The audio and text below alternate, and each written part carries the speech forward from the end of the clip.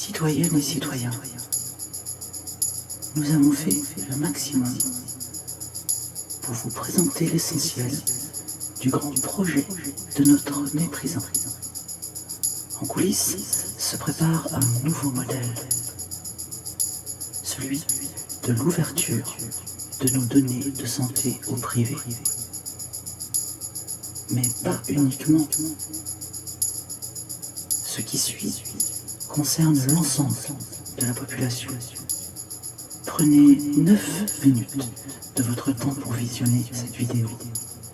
Prenez 5 secondes de votre temps pour la partager. Bon visionnage.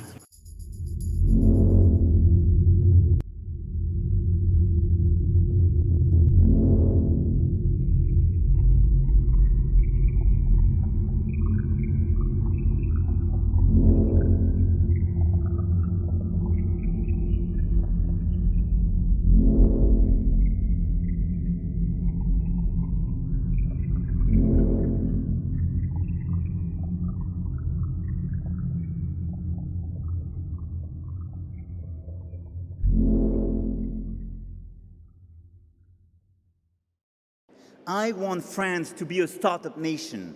We are at the beginning of a new momentum. We are at the beginning of a new wave. And this is the place to be, to invest, to work, to invent.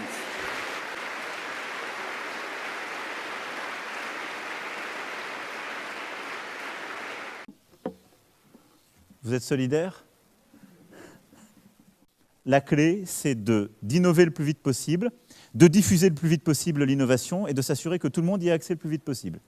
D'abord, premier point, et ce sera le premier axe de cette stratégie, pour innover pour notre souveraineté, massivement réinvestir sur quelques axes autour de 2 principes clés, le décloisonnement et l'excellence.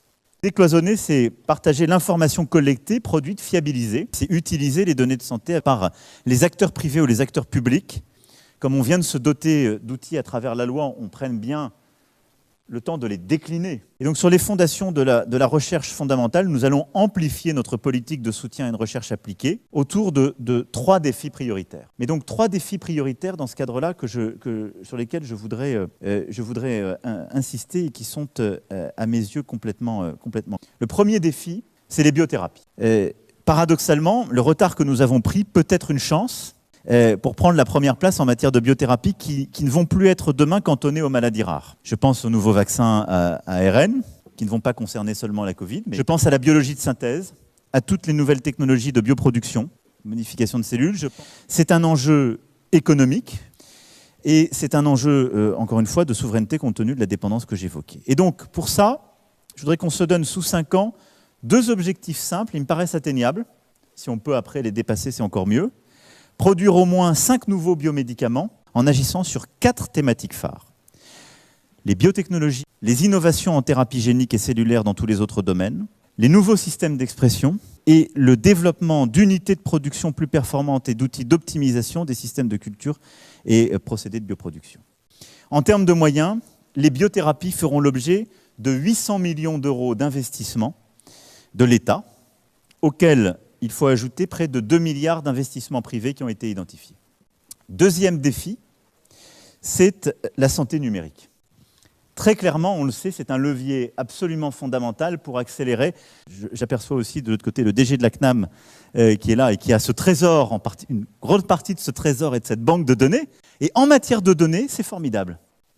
Notre devoir, c'est de l'ouvrir de la bonne manière pour permettre l'innovation et l'accès de toutes celles et ceux qui, pour le bien commun, veulent utiliser ces données. Et c'est ça notre défi, et pas plus compliqué que ça. Il y a un risque, il est avéré. Parce que c'est concret pour le coup, là. On se rend compte d'une chose, c'est qu'il y a l'armée qui s'est désengagée des acteurs américains pour des raisons de sécurité.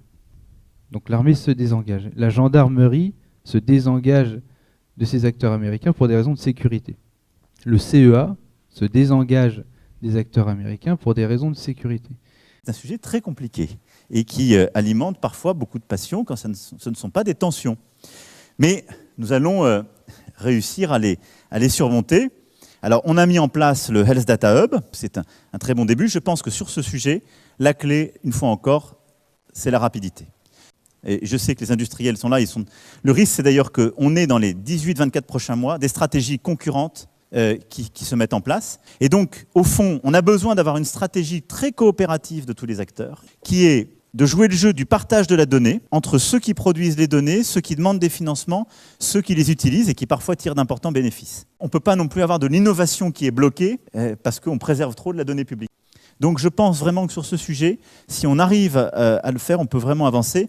Et de l'exploitation de cette data procède évidemment énormément d'innovations. Alors on a déjà des projets formidables, des imageurs, des pionniers, je ne veux pas ici tous les citer, je ferai des jaloux, mais on doit aujourd'hui passer à la vitesse supérieure. Alors ces enjeux bénéficieront de 600 millions d'euros supplémentaires, auxquels il faut ajouter la contribution d'1,5 milliard d'euros du secteur privé. S'il faut accélérer, lever des dispositifs ou des contraintes. Je peux vous aider.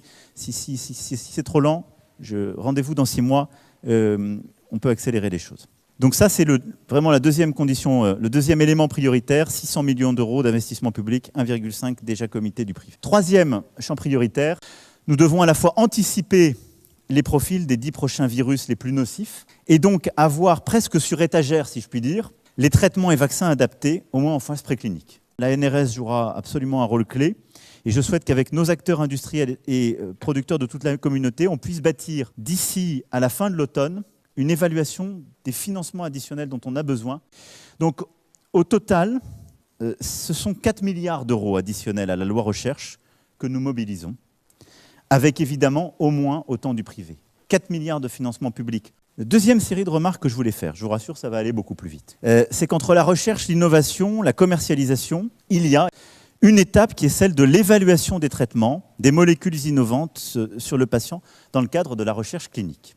On peut aboutir aux meilleurs médicaments du monde si on met des mois, voire des années à évaluer les solutions thérapeutiques, si on met des semaines à délivrer des autorisations, on a une perte de chance et d'opportunité collective qui est majeure. L'Agence nationale de sécurité sanitaire et du médicament, qui a déjà beaucoup progressé sur la rapidité de délivrance d'autorisation, va multiplier ce qu'on appelle les fast-track. Et donc ces fast-track vont continuer à se développer, parce que ce sont des voies qui permettent d'autoriser plus rapidement un traitement. Et nous allons mener un travail majeur d'allègement de la charge de ce qu'on appelle les CPP,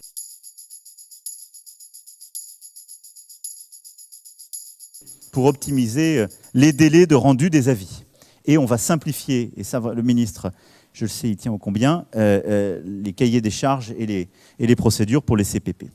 Et donc voilà, pour moi, ce deuxième levier, c'est vraiment cette simplification, la transformation de la recherche clinique et la simplification des contraintes et l'amélioration des données.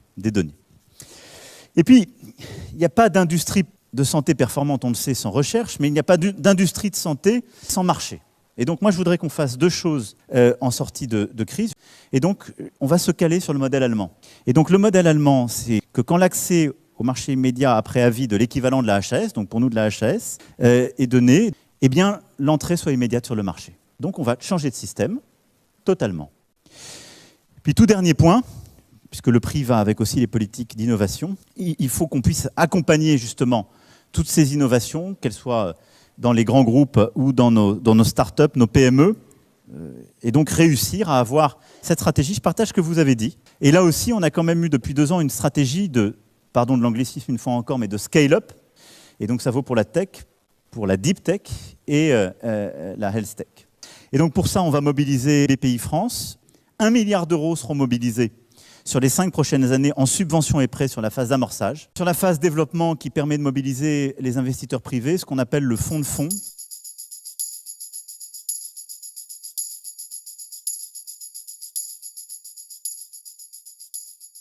« 1 milliard d'euros de plus seront abondés, plus de 3,5 milliards d'investisseurs institutionnels et donc de levée au total plus de 20 milliards. Je veux qu'on reparte dans une logique qui est ambition, mais elle va aller avec pression et évaluation. Mais donc, vous l'avez compris, on va massivement investir. Je pense véritablement construire une situation de leadership sur, en particulier, les points clés que j'ai évoqués. Donc, pour porter cela et pour parachever cette stratégie, je conclurai là-dessus, on va aussi avoir un pilotage unifié, identifié. L'idée est d'avoir un guichet unique, une entité unique, et donc une agence de l'innovation en matière de santé, l'interlocuteur de la future agence européenne qui est en train de se bâtir.